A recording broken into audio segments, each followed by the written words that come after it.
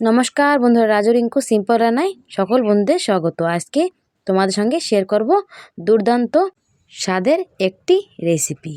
প্রথম থেকে শেষ পর্যন্ত দেখার অনুরোধ রইল। প্রথমে আমি এই যে মেথি শাক নিয়ে নিয়েছি, কতগুলো মেথি শাক নিয়ে ভালো মতন সাফ করে এখন আমি ধুয়ে নেব। কাটার আগে মেথি শাক ধুয়ে নিলে ভালো হয়, যে কোনো শাক কাটার আগে ধুয়ে নিতে হয়, তাহলেই ভালো হয়। এখন চটকে চটকে আমি হাত দিয়ে ভালো মতন 2-3 বার পরিষ্কার জলে ধুয়ে নেব। ধোয়া আমার হয়ে গেছে, একটা থালায় রেখে দেব। সব কটা এইভাবে ধুয়ে নিয়েছি। একটা বটির সাহায্যে আমি মেথি শাক ছোটো ছোটো করে কেটে নিয়েছি। এই দেখো কত সুন্দর কাটা হয়ে গেছে। একদম ছোটো করে কাটলে তার স্বাদ বেশি ভালো লাগে।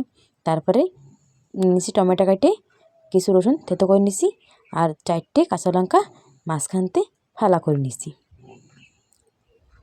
মেথি শাকের এই রেসিপিটা ছোট থেকে বড়রা খুবই ভালো খাবে, বাচ্চারাও অনেক ভালো খায়। আমার বাড়ির বাচ্চারা অনেকই ভালো খায়। তারপরে চুলোর পরে কড়াই বসিয়ে দিয়ে দিলাম তেল দিয়ে আমি 2টো শুকনো লঙ্কা দিয়ে 2 মিনিট নাড়াচা দিয়ে একটু লাল লাল করে ভেজে নিলাম। তারপর দিয়ে দিলাম রসুন, থেতো করে রাখছিলাম না, রসুন দিয়ে দিছি। দিয়ে রসুন একটু লাল করে ভেজে নিছি। তারপর দিয়ে দিছি কাটিয়ে রাখা মেথি শাক। যত সময় মেথি শাকেতে জল না ছাড়বে তত সময় আমি খুন্তি দিয়ে নেড়েচেড়ে একটু ভেজে নেব। এই দেখো মেথি শাকেতে জল ছাড়ছে, তার মানে আমার মেথি শাক প্রায় ভাজা হয়ে গেছে। এখনই আমি দিয়ে দেবো কাটিয়ে রাখা টমেটো দিয়ে দেবো স্বাদ মতন লবণ, একটু হলদি পাউডার, একটু জিরে ধনে পাউডার দিয়ে আমি খুন্তির সাহায্যে কিছুক্ষণ আবারও নেড়েচেড়ে একটু ভেজে নেব।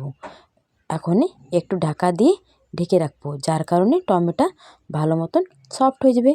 মেথি শাকের রেসিপি অনেকই ভালো লাগে, রুটি বা গরম ভাতে দারুণ লাগে। এই যে ভাজা প্রায় হয়ে আইছে, এখন উপরেতে 4টে কাঁচা লঙ্কা দিয়ে আমি আবারও কিছুক্ষণ নেড়েচেড়ে একটু ভেজে নেব। এই দেখো ভাজা আমার হয়ে গেছে, এখনই নামাই নেব। বন্ধুরা, এই রেসিপিটা বাড়িতে একবার অবশ্য ট্রাই করবি। কেমন হয়েছে কমেন্টের মাধ্যমে আমারে জানাবে। এখন আমি একটা প্লেটে নামাই নিছি। মেথি শাক দিয়ে টমেটো দিয়ে দারুণ স্বাদের রেসিপি রেডি। মেথি শাক শরীরের পক্ষে অনেকই পুষ্টিকর। বন্ধুরা, আমার এই রেসিপিটা ভালো লাগে একটা লাইক শেয়ার অবশ্য করবে, আর নতুন বন্ধুদের সাবস্ক্রাইব করতে অনুরোধ রইল। আগামী দিন দেখা হবে নতুনটা রেসিপির সাথে।